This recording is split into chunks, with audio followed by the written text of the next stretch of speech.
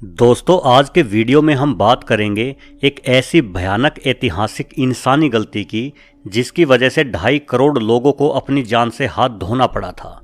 मनुष्य के द्वारा अनजाने में प्रकृति चक्र से छेड़छाड़ कितनी हानिकारक हो सकती है, इसका नतीजा हमें 1958 में चीन में देखने को मिला था। दोस्तों, मैं बात कर रहा हूँ एक ऐसे अभियान की जिसका निर्णय बेहद ही गलत साबित हुआ और अंततः तबाही का कारण बना था। इस अभियान का नाम था द ग्रेट स्पैरो कैंपेन, जिसे मुख्य रूप से 4 कीट अभियान के नाम से भी जाना जाता है। इस अभियान की शुरुआत चाइना में 1958 में की गई थी। यह वही वर्ष था जब चाइना के पीपल्स रिपब्लिक के संस्थापक माओ जेडोंग ने फैसला किया कि चाइना की अर्थव्यवस्था, जो कि कृषि प्रधान अर्थव्यवस्था थी, को उन्नत करके औद्योगिक और आधुनिक अर्थव्यवस्था में परिवर्तित किया जाए। माओ जेडोंग, जिन्हें माओ से तुंग के नाम से भी जाना जाता था, के बारे में आपको बता दें कि उन्हें चाइना में एक महान क्रांतिकारी, राजनीतिक रणनीतिकार, सैनिक एवं देश रक्षक के रूप में याद किया जाता है। पर दोस्तों, गलतियां तो सभी से ही हो जाती है, चाहे वह कितना बड़ा व्यक्तित्व या हस्ती क्यों ना हो। माओ चाइना को विश्व की सबसे बड़ी अर्थव्यवस्था बनाना चाहते थे। उस समय ग्रेट ब्रिटेन की अर्थव्यवस्था सबसे उन्नत थी और उसके बाद अमेरिका का नंबर आता था।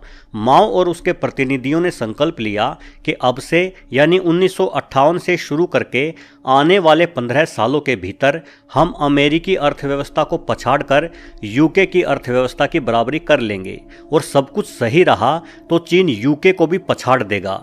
इस संकल्प के साथ चीन में एक बहुत बड़े आंदोलन की परिकल्पना की गई, जिसे द ग्रेट लीप फॉरवर्ड का नाम दिया गया, जिसका शाब्दिक अर्थ होता है आगे की ओर एक महान छलांग। परंतु आने वाले समय को कुछ और ही मंजूर था, और ये द ग्रेट लीप फॉरवर्ड आंदोलन चाइना के इतिहास का बहुत बड़ा काला अध्याय साबित हुआ और करोड़ों लोगों को भूख से बिलखते हुए दम तोड़ने पर मजबूर होना पड़ा। दरअसल माओ का मानना था कि चीन में परिवर्तन का राज उसकी तेजी से बढ़ती आबादी में ही छिपा है, और यदि इस बढ़ती आबादी को व्यवस्थित तरीके से विकसित किया जाए तो सामाजिक और आर्थिक बदलाव देखे जा सकते हैं। इसके अलावा फसलों को आय का अच्छा स्रोत बनाया जा सकता है, जिसके लिए कृषि भूमि पर अधिक उत्पादन की आवश्यकता थी, और उत्पादकता बढ़ाने के लिए नई सरकारी नीतियों को जमीनी तौर पर लागू करने का फैसला किया गया और शुरू किया गया एक विचित्र अभियान जो आखिरकार करोड़ों लोगों की मौत का कारण बना। इस अभियान का नाम था 4 कीट अभियान, और ये 4 कीट थे गोरैया, चूहे, मक्खी और मच्छर। माओ ने कहा कि चूहे, मच्छर, मक्खियां और चिड़िया ये सभी मानव के दुश्मन हैं और इन्हें मार देना चाहिए। उनका देश चिड़िया यानी गोरैया और इन बाकी के कीटों के बिना भी रह सकता है। चीनी वैज्ञानिकों ने गणना की थी कि प्रत्येक गोरैया हर साल 4.5 किलोग्राम अनाज या बीज खा जाती है और फलों को भी नुकसान पहुंचाती है।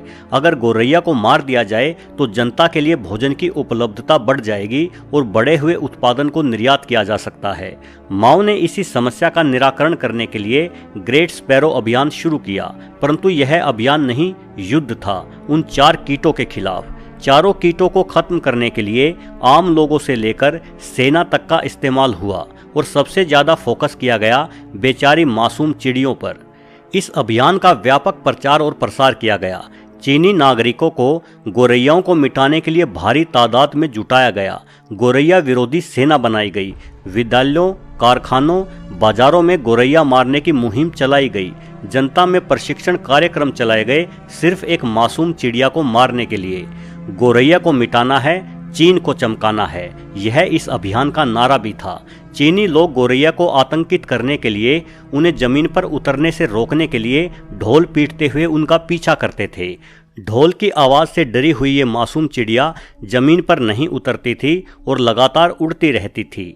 चीनी लोग तब तक ढोलक बजाते रहते थे जब तक गोरैया उड़ते उड़ते थककर गिर न जाए, और गिरते ही उसे मार दिया जाता था।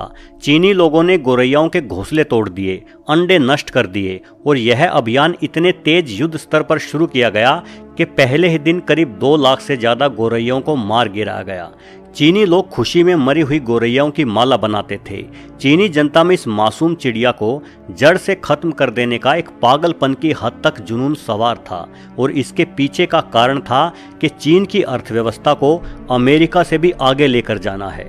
लगातार इस तरह के प्रयासों के परिणाम स्वरूप 2 साल के अंदर ही चीन में गोरैया की प्रजाति लगभग विलुप्त हो गई। लेकिन चीन के लोग सिर्फ यही नहीं रुके। अभियान के इस पागलपन में लोगों ने गोरैया के अलावा अन्य पक्षियों को भी निशाना बनाना शुरू कर दिया, जिससे पूरे चीन में लगभग सभी पक्षियों की प्रजाति ही लुप्त होने के कगार पर आ खड़ी हुई। भीषण अकाल का पड़ना। दोस्तों, इस ग्रेट स्पैरो अभियान को तो 1960 तक सफलता मिल गई थी, परंतु एक महाकाल समस्या धीरे धीरे चीन में आ रही थी और वो थी भयंकर पर्यावरण असंतुलन की। दोस्तों, गोरैया जैसी कोई भी चिड़िया केवल अनाज या बीज ही नहीं खाती, गोरैया कीड़े मकोड़े भी खाती है, जिससे कीड़े मकोड़ों की संख्या नियंत्रण में रहती है। और चूंकि अब उन कीड़े मकोड़ों को खाने वाली चिड़ियाओं को चीनी लोगों ने मार डाला था, तो अब ऐसे में सभी कीड़े मकोड़ों और छोटे कीटों की आबादी में एक ऐसा उफान सा आया जो थमने का नाम ही नहीं ले रहा था। सबसे ज्यादा बढ़ोतरी हुई टिड्डियों की संख्या में। पूरे चीन में टिड्डी दल की संख्या अप्रत्याशित रूप से बढ़ गई। टिड्डी दल झुंड के झुंड में आते और चंद ही घंटों में हजारों हेक्टेयर में फैली फसलों को चट कर जाते। टिड्डी दल का ऐसा भयंकर हमला चीन वासियों ने पहले कभी नहीं देखा था। टिड्डी दल रातों रात किसी गांव पर हमला करते और पूरे गांव की फसल को एक ही रात में तबाह करके अगले गांव की ओर प्रस्थान कर देते। वही चीनी वासी बड़े ही बेबस से खड़े होकर ये सब देखते ही रह जाते। करोड़ों की संख्या में एक साथ हमला करते इन टिड्डी दलों को काबू करने में कोई भी तरीका कारगर साबित नहीं हो रहा था। टिड्डी दलों के आक्रमण और फसलों को खाने वाले अन्य कीट पतंगों के हमले के कारण चीन में पैदावार बुरी तरह से प्रभावित हुई। लगातार कीटनाशक के छिड़काव भी और चीनी सरकार के द्वारा अपनाए गए अन्य उपाय भी इन कीटों की बढ़ती संख्या के आगे बेअसर साबित हुए। उल्टा नए नए कीटनाशकों के प्रयोग ने फसलों को और भी ज्यादा सड़ा दिया था। देखते ही देखते चाइना में अकाल की स्थिति आ गई। जनता अन्न को तरसने लगी और पूरे चीन में भूखमरी के हालात हो गए।